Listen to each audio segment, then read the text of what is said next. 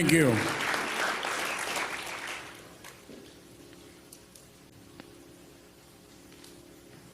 I want us to not sit here and act like we had a funeral on the schedule.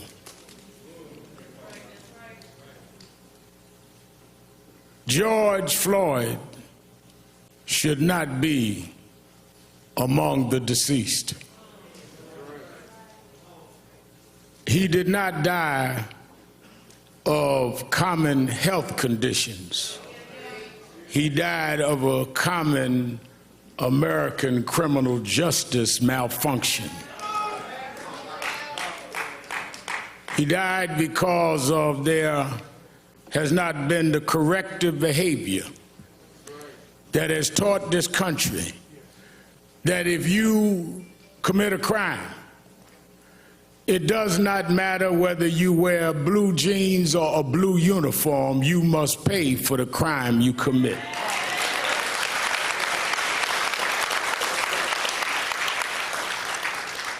So it is not a normal funeral.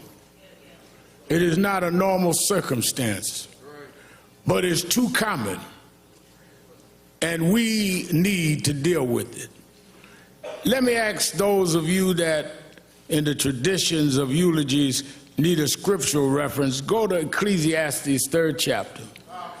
First verse says, to everything there is a time and a purpose and season under the heavens. I'm going to leave it there. I saw somebody standing in front of a church the other day had been boarded up as a result of violence, held the Bible in his hand. I've been preaching since I was a little boy. I never seen anyone hold a Bible like that, but I'll leave that alone.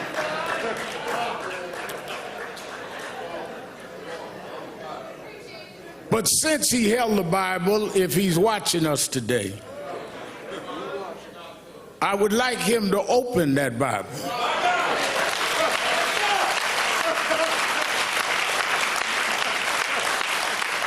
And I'd like him to read Ecclesiastes 3. To every season and a purpose. And I think that it is our job to let the world know when we see what is going on in the streets of this country and in Europe, around the world, that you need to know what time it is. First of all, we cannot use Bibles as a prop. And for those that have agendas that are not about justice, this family will not let you use George as a prop.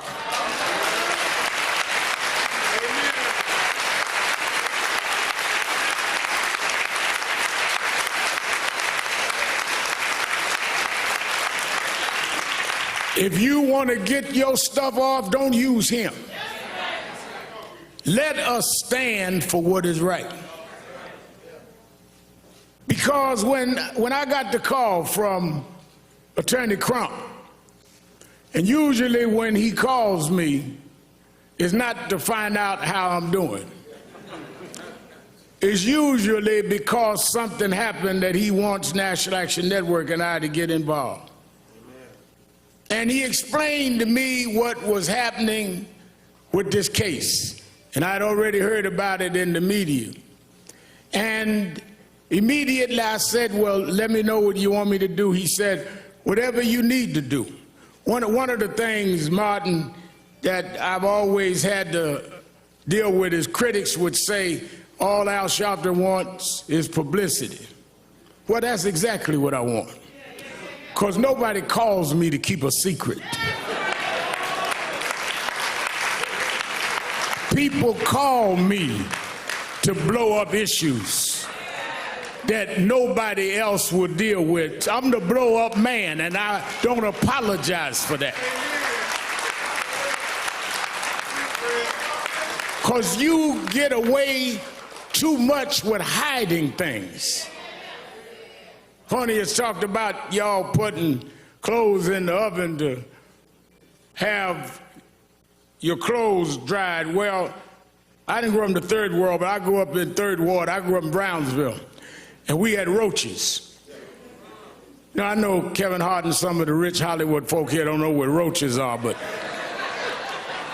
we had roaches, ludicrous. And one thing I found out about roaches is that if you keep the light off,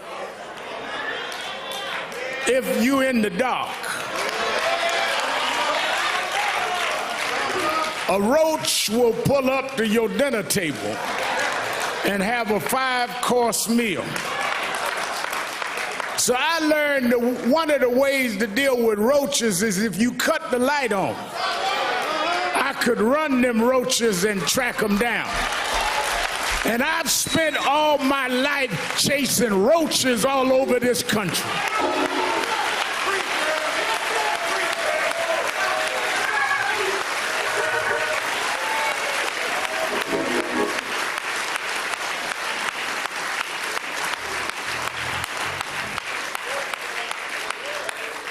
As soon as I talked to the family and got the details and heard that among George's last words was, "I can't breathe," with a knee on his neck, I immediately thought about Eric Gardner. I did the eulogy at his funeral, and I called his mother, and I said, "I know we are not going out because of the coronavirus, but this is so much like Eric. If we could arrange some private way to go to Minneapolis, would you go?" And she said, "Rem Al, I'm already packing, let me know." Tyler Perry said, "I'll give the families, the plane, whatever y'all need, because this is wrong." Robert Smith said, "Don't worry about the funeral costs." People across economic and racial lines started calling and getting in. And we flew out here, her and I, last Thursday. And when I stood at that spot, the reason it got to me is George Floyd's story has been the story of black folks. Because ever since 401 years ago, the reason we could never be who we wanted and dreamed of being is you kept your knee on our neck.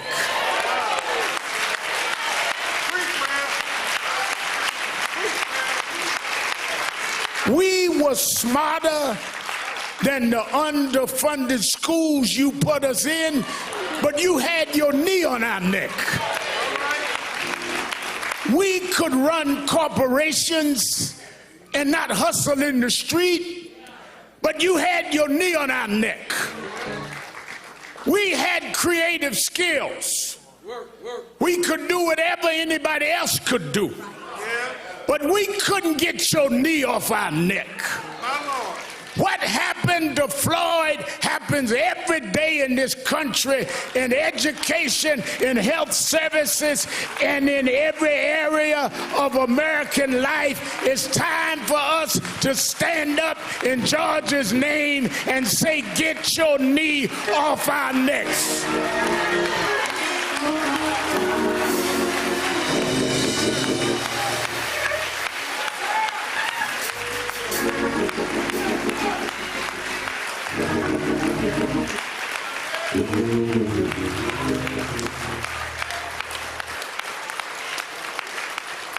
That's the problem, no matter who you are.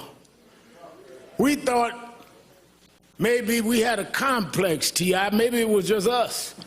But even blacks that were broke through, you kept your knee on that neck. Yeah. Michael Jordan won all of these championships, and you kept digging for mess because you got to put a knee on our neck.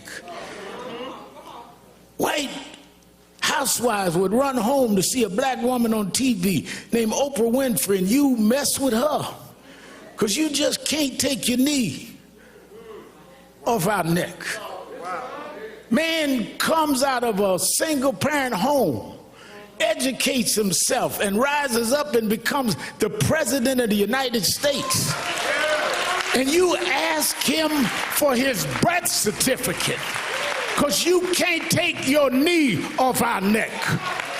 The reason why we're marching all over the world is we were like George. We couldn't breathe, not because there was something wrong with our lungs, but you wouldn't take your knee off our neck.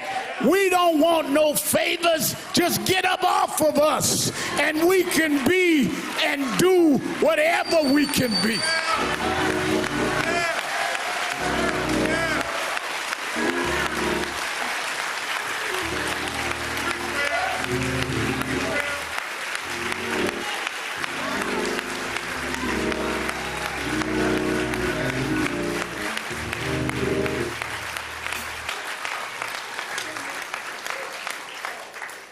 There have been protests all over the world.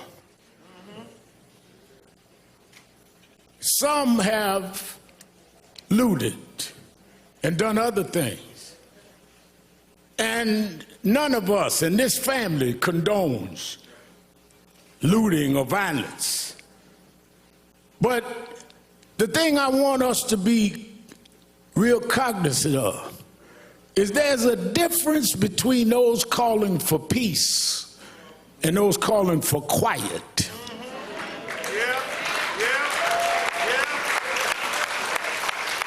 Some of y'all don't want peace. You just want quiet. You just want us to shut up and suffer in silence. The overwhelming majority of the people marching wasn't breaking windows.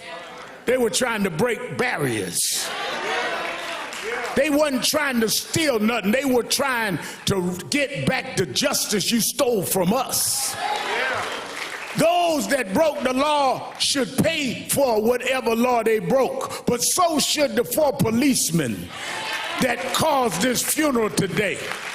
We don't have a problem denouncing violence, Mr. Governor. We don't have a problem, Mr. Mayor, denouncing looting.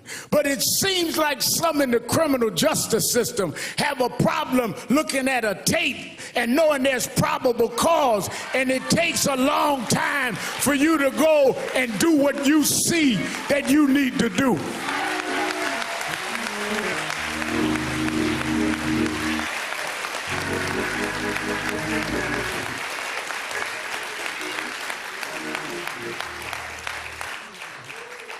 But I'm one that, as Ben Crump said, National Action Network and I have been involved in a lot of these fights we started around criminal justice. I did speeches and eulogies at most of the funerals that we've had in this space in the last couple of decades, and led the marches and did what we had to do. I look at Martin III, we went to jail together, fighting these fights, like his daddy went to jail before. But I'm more hopeful today than ever. Why? Well, let me go back. Reverend Jackson always taught me, stay on your text. Go back to my text, Ecclesiastes.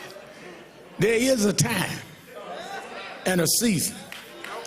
And when I looked this time and saw marches where in some cases young whites outnumbered the blacks marching, I know that it's a different time and a different season.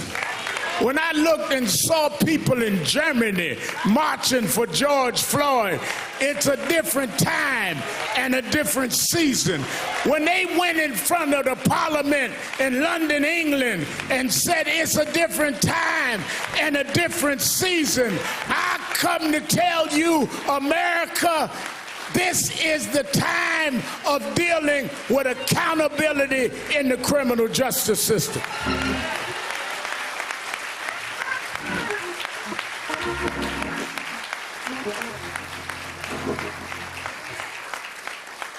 Stephen, years ago, I went to march. And I remember a young white lady looked me right in the face and said, "Nigga, go home." But when I was here last Thursday, and Miss Carr and I was headed back to the airport, I stopped near the police station. And as I was talking to a reporter, a young white girl, she didn't look no older than 11 years old. She tagged my suit jacket. And I looked around and I braced myself. And she looked at me and said, "No justice, no peace."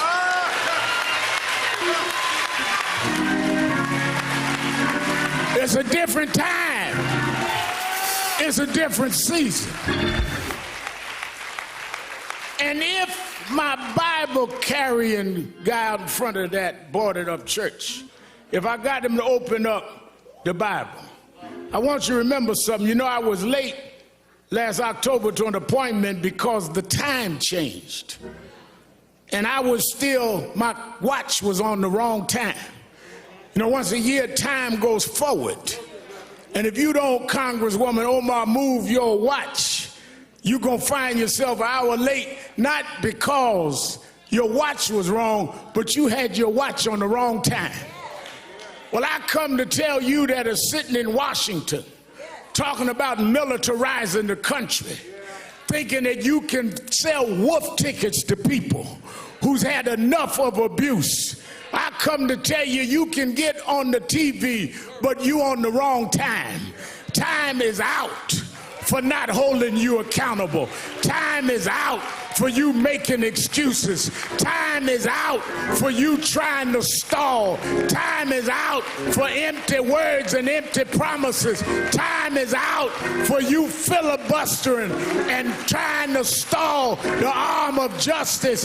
This is the time. We won't stop. We gonna keep going until we change the whole system of justice.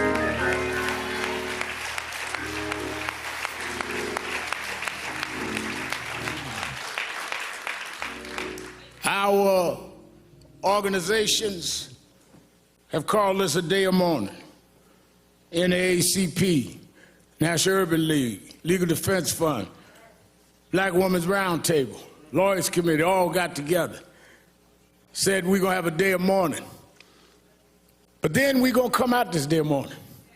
Because as some of our experts, Cheryl Eiffel and others that know the legal field have outlined a legal process that we must enforce, everything from residency to dealing with police backgrounds not being hidden. I talked to Governor Andrew Cuomo today in New York. He says we got to change 58 where the backgrounds are stopped of policemen. We need to know if they stop you, they find out everything you ever did. Why don't we know when policemen have a pattern?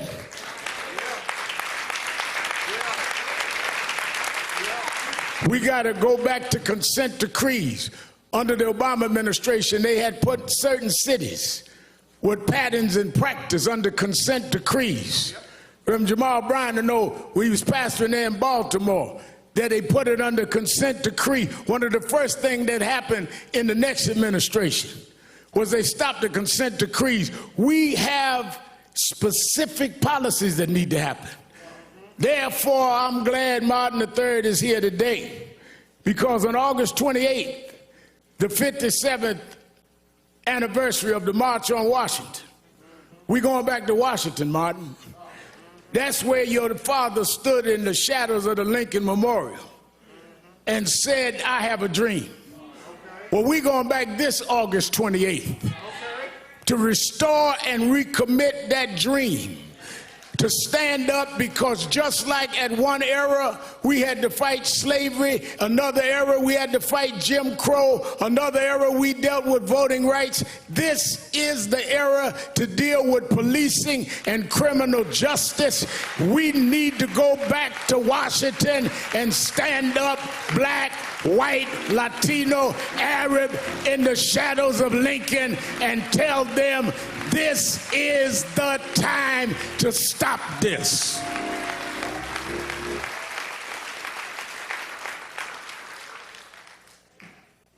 We Martin and I talked about this. I've asked Reverend Bryant to get the faith leaders together. I talked Randy Weidengard about the labor leaders. Oh no, we're going to organize in the next couple of months in every region, not only for a march, but for a new process. And it's going to be led by the Floyd family. And it's going to be led by the Garner family. And it's going to be led by those families that have suffered this and knows the pain and knows what it is to be neglected. Yeah. And it's going to be getting us ready to vote not just for who's going to be in the White House, but the State House and the city councils that allow these policing measures to go unquestioned. We are going to change the time. Let me say this to the family who has shown such great grace and real level and balanced thinking. And that's why I want them to help lead this. And I think one of the greatest thinkers of our time, Dr. Michael Eric Dyson, I've asked come and speak. We need to break down, because y'all don't know what time it is. Y'all are operating like it's yesterday. And the reason y'all late catching up to what these protests means is because you didn't turn your clock forward. Talking about make America great. Great for who and great when? We gonna make America great for everybody for the first time.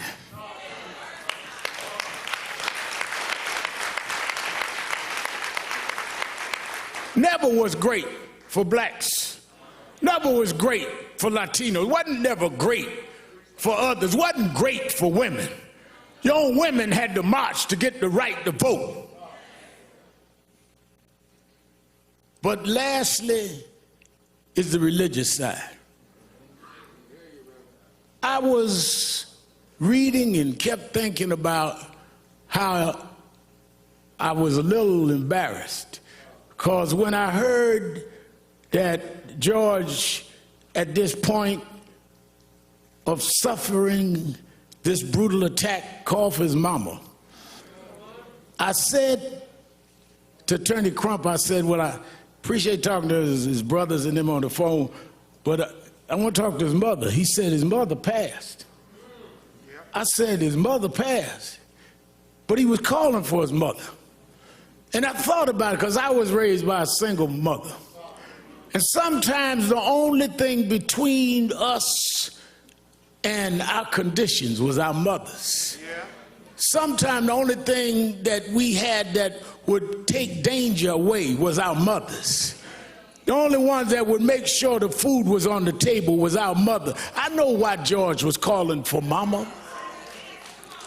But then as I had got that all placed in my mind, and I realized why I was always calling her. My mother died 8 years ago, but I still try to talk to her.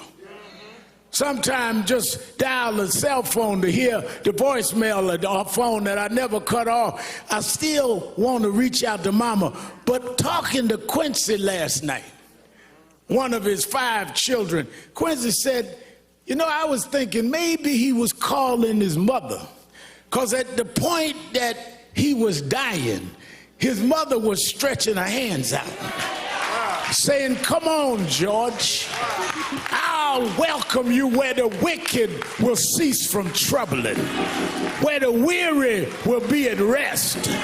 There's a place where police don't put knees on you, George. There's a place that prosecutors don't drag their feet. Maybe mama said, come on, George. There's a God that still sits high, but he looks down low, and he'll make a way out of no way. This God is still on the throne. The reason we can fight, I don't care who's in the White House, there is another house that said if we'll fight, he'll fight our battles. If we stand up, he'll hold us up. So as we leave here today, I say to this family, I know that years ago we told them, Reverend Jackson told us, keep hope alive. Yeah. Then I know that President Obama wrote a book about hope. But I want you to know in my life, There's times that I lost hope. Things can happen like this that'll dash your hope. But there's something that is sister to hope called faith. Faith is the substance of things hoped for, the evidence of things unseen. Faith is when you got a pile of bills and no money, but you say he will provide all of my needs. Faith is when you got no medicine in the cabinet and you're sick in your body, but you say he's a doctor that never lost a patient and he'll dry tears from my eyes. Faith is when your friends walk out, when your loved ones turn their back, but you say, I don't believe he brought me this far to leave me now. We didn't come this far by luck.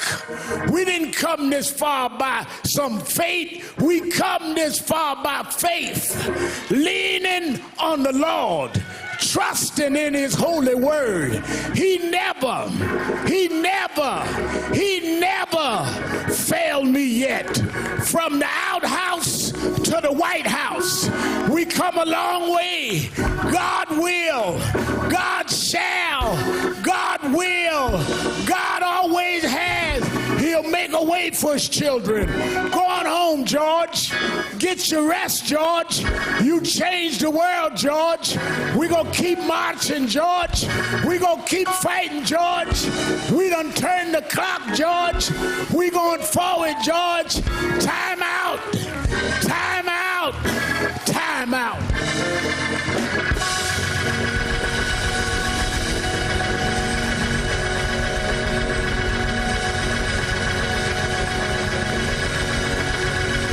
Hezekiah Walker, we asked gospel great Hezekiah Walker to sing a song for the family,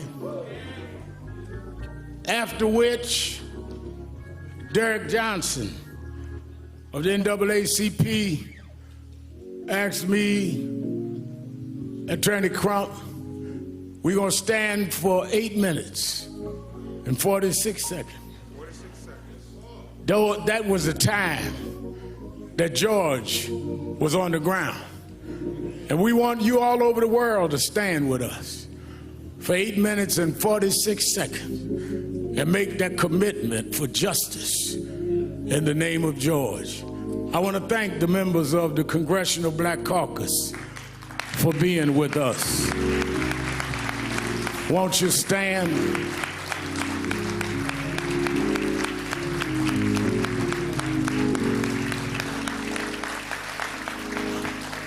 I want to thank the son and heir and co-convener, Dr. Martin Luther King III, for being with us.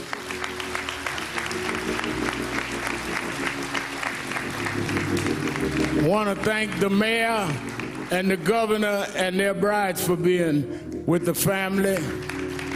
Senator Amy Klobuchar of the state of Minnesota.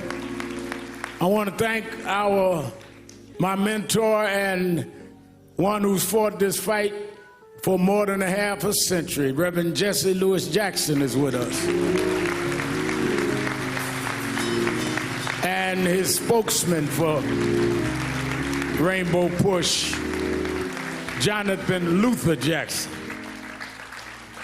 I want to thank from the entertainment world, Kevin Hart. He told me don't mention he's here, so don't clap. Stand up, Kevin. We joke each other. Brother Beloved, stand up, brother. Brother Ludacris.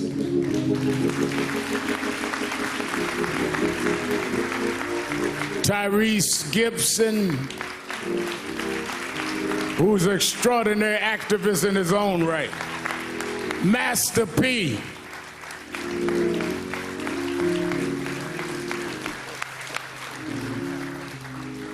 The one and only, the creative genius, Will Packard, is with us today.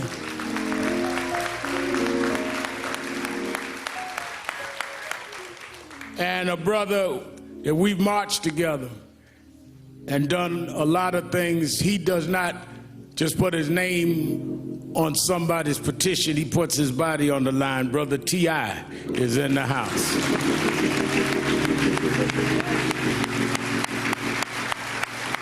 I want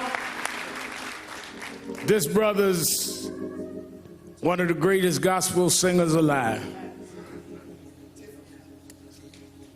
Is Tiffany here? Oh, wait a minute. I didn't want to announce and say I embarrassed her. Let me tell you something.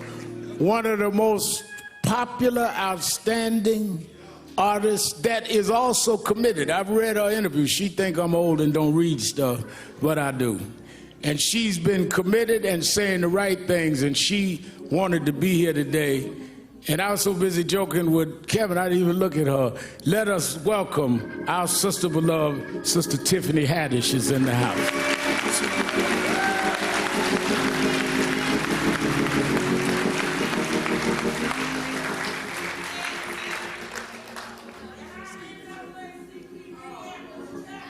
Well, I'm going to announce all the rest. Wait a minute, y'all don't start introducing folk.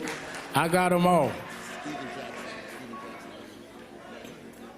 Let us hear a selection from Brother Hezekiah Walker. God bless everybody. Let's have some church for a little while. Y'all ready to have some church? I came all the way from Brooklyn, New York to do this for George and the family. The song says, every praise, amen, is unto our God. Let's do it. Come on, let's stand to our feet, everybody. Come on. Come on. Put your hands together. Come on. Come on, come on, come on. Come on. Every praise, come on. Every praise is to our God. Is to our God. Every word of worship. Every word of worship. With one accord. With one accord. Every praise. Every praise. Every praise. Every praise. To our God. Is to our God. Hey. Sing hallelujah. Sing hallelujah. Oh. To our God. Glory hallelujah. Glory hallelujah. Is to our God. To our God. Every praise. Every praise. Every praise. Every praise. To our God. To our God. Come on, let's take it up. Come on. Every praise. To our God. To our God. Put them hands together. Come on. Every word of worship. With one accord. With one accord. Come on. Every praise. Every praise. Every praise. Every praise. To our God. To our God. Look at your neighbor and say, sing hallelujah. Sing hallelujah. Oh, to our God. Glory hallelujah. Glory hallelujah. It's to our God. To our God. Come on. Every praise. Every praise. Every praise. Every praise. To our God. To our God. Come on, my people. Let's take it up one more time. Come on. Every praise. It's to our God. every word of worship. Every word of worship. With one accord. With one accord. Every praise. Every praise. Every praise. Every praise. To our God. To our God. I don't care how you're feeling. Sing hallelujah. Hallelujah. To our To God. our God. Hallelujah. Glory, hallelujah. To our To God. our God. Every praise. Every praise. Every praise. Every Is to our God. To our God. This is my favorite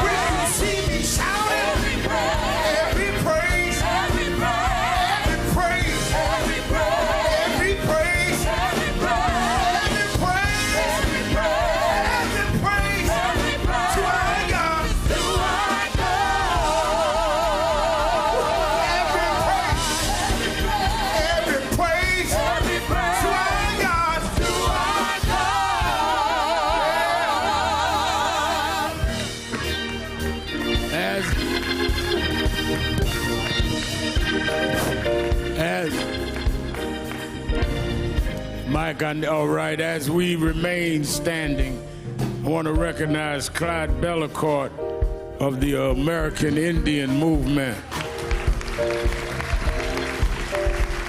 Brother Bellecourt, we honored that you came. Thank you. And let me say, they recognize someone yelled out, the state chair of the NAACP, and many of Black Lives Matter, many of the grassroots organizations that have been doing the protests on the ground in Minneapolis and around the country. Movements are about everybody. We don't exclude anybody. Those young folks, some of them organic, some organized on their own, some NAACP, some Urban League, some National Action Network. We need everybody. This is not a competition, this is a movement. And we need to stop our competing and start fighting the real enemy. Thank you for doing what y'all are doing. When I got here, they were marching, and they kept marching. They didn't need nobody to come organize something. They organized, and we're going to stay organized. And I really thank them for their work. We want to pause for 8 minutes and 46 seconds. I want you, because of the pandemic, I'm not going to ask you to take hands, but I want you to stand next to someone with the right distance. The amazing thing about this movement, people say they never seen marches all over the country. Well, we've had that, but we never had it in a pandemic. The reason I know this is a different time is people came out by the hundreds of thousands at risk of their own health to stand up. People that had been sheltered in broke out of shelter. First flight I took was to come here in many weeks. And maybe in God's own way, Martin, the fact we were sheltered means we couldn't watch sports, couldn't watch nothing. We had to keep watching that tape. Maybe because we had no distractions, that finally we are ready to deal with this. So as we stand, I would like us to stand together, and I think there's only one woman up here. I want Tiffany, since I was disrespectful, would you come stand with us up here? Tiffany Haddish, so you won't be talking about me in your next interview. And I would like the mother of Eric Garner, who's mother of the one who originally died of police custody, saying, "I can't breathe," to stand with me and Ben Crump on stage. It's Gwen Carr. Let us stand. Somebody said, Reverend, 8 minutes is a long time. That meant it was long enough for the police to understand what they were doing. That means it was long enough for one of them 3 cops to stop what was going on. That means it was long enough for whatever this officer had in mind for him to rethink. As you go through these long 8 minutes, think about what George was going through, laying there for those 8 minutes, begging for his life. Heard someone say, narrating his own death.